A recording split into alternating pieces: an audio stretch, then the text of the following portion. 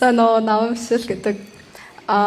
Тэгээд миний хувьд болохоор багасаа л амар тийм дуу цөвтэй ер нь ингээд бас хүмүүстэй харьцаад байдгүй хүүхэд байсан.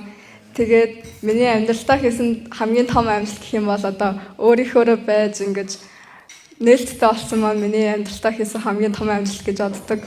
Би ингээд одоо өмнө нь ингээд дууга байгаад хүмүүстэй харьцахгүй ингээд өөрийгөө хаагаад тэгээ бас ингээд хүмүүсийг таньж мэдэхгүй байсан болохоор олон боломжуудыг алдсан гэж боддог. Тэгээд өөрчлөгдөж эхлээд илүү нээлттэй болсны дараа ингээд надад илүү олон боломж ингээд нэгдсэн. Ингээд өөрийгөө нээлттэй болгоод өөрийгөө илэрхийлж сураад тэгээ бас бус хүмүүстэй танилцаад ингээд явхаар илүү ингээд хувь хүнээ хөгжүүлээд илүү амжилттай болсон гэж бодож байгаа.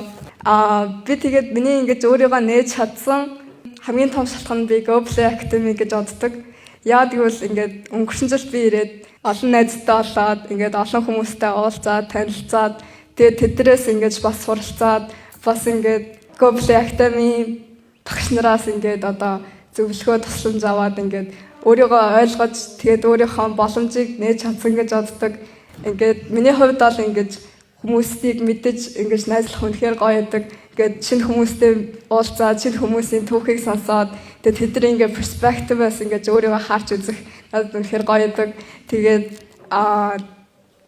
I try to like spread positivity. Тэгээд хүмүүс туслаад ингээд эрэг байхаа би ингээд амар хичээдэг болсон.